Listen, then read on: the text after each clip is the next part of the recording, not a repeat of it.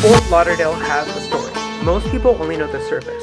Smugglers ran these waterways, fortunes were built and buried here, and some of it we're still verifying. Properly South Florida shares the record, what we can prove, the rumor, what was plausible and unverified, and then the myth, what we still believe. History, myth, and culture, told honestly and sourced carefully. Know where you live, Properly South Florida.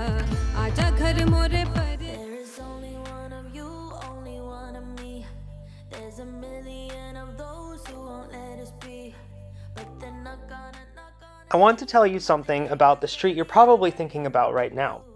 30 plus bars, restaurants, rainbow flags, and a walkable strip that functions as one long gay village. Wilton Drive, or Wilma, if you've been here longer than I have, is the kind of place that feels like it's always been exactly what it is.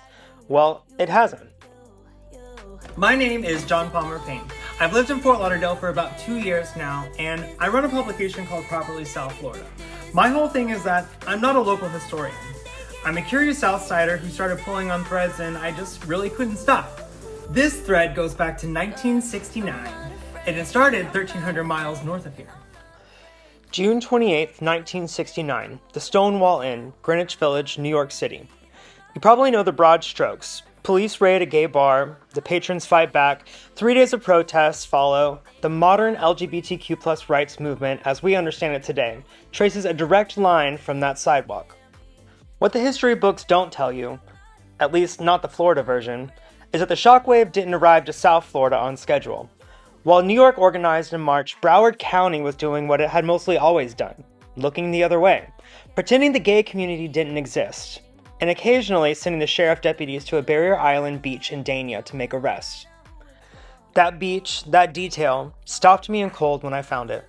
Before there was a gayborhood on Wilton Drive, Fort Lauderdale's LGBTQ+ community was gathering on a quiet stretch of Dania Beach, isolated and far from city spotlight, as invisible as they could manage. The Broward Sheriff's Office raided the beach regularly, arresting men on charges of public indecency.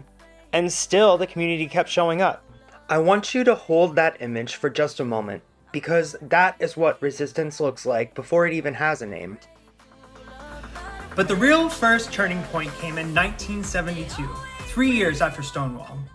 The Marlin Beach Hotel, a 105-room property on Fort Lauderdale Beach, stage, 2 restaurants, enclosed pool courtyards, was reopened as America's first explicitly gay beach resort. Gay entrepreneurs spent over $300,000 renovating it. They ran national ads in gay magazines calling it America's premier gay resort. By the mid-1970s, the Marlin was grossing over $2 million a year. Poolside tea dances, a spot regulars called the Poop Deck. Fort Lauderdale, the city where the boys are made famous, was now putting on that purpose. Fort Lauderdale's mayor at the time, E. Clay Shaw Jr., was not exactly thrilled. His stated quote was to eliminate every vestige of homosexual activity on the beach. He did not succeed.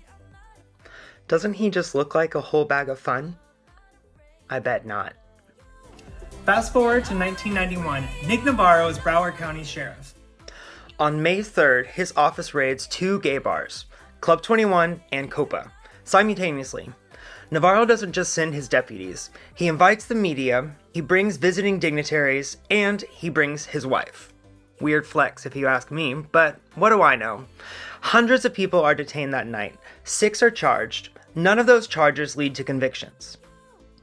The Copa's owners sued. Their attorney, Norm Kent, filed against the Broward County Sheriff's Office.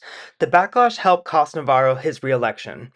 The lawsuit mattered, not just legally, but as a signal. South Florida's LGBTQ+ community wasn't just enduring anymore. It was fighting in the courts, in the press, and eventually in the ballot box, for family values and more. Which brings us to Wilton Drive, incorporated in 1947, a typical middle-class suburb for decades. By the 1990s, it had fallen into despair. Drugs, prostitution, cheap storefronts, and a street that nobody particularly wanted. Which, if you know anything about queer geography in America, it's precisely when the community showed up. In April of 1997, a man named George Kessinger transformed a dispainted bank and a strip mall into a gay bar called George's Alibi, the first major LGBTQ+ business on the strip. Other gay-owned businesses followed. The rainbow flags came next, then the property values. From a shuttered bank on a strip mall to the second gayest city in America. I've been covering this story for Properly South Florida as part of a series called Finding Pride on the Drive. 5 articles running through June, anchored to the Stonewall Pride event happening on Wilton Drive, June 20th. I'm not a local.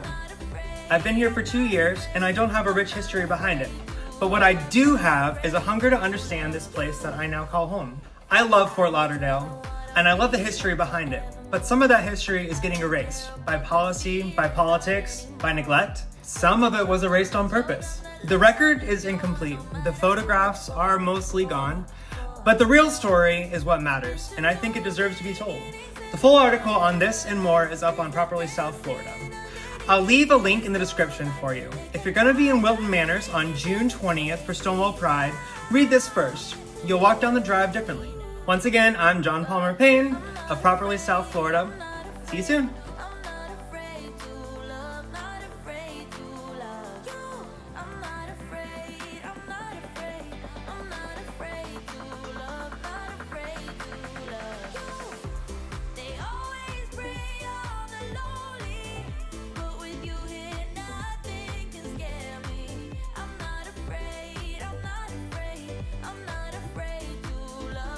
Fort Lauderdale has a story. Most people only know the surface. Smugglers ran these waterways, fortunes were built and buried here, and some of it we're still verifying. Properly South Florida shares the record, what we can prove, the rumor, what was plausible and unverified, and then the myth, what we still believe. History, myth, and culture told honestly and sourced carefully. Know where you live, Properly South Florida.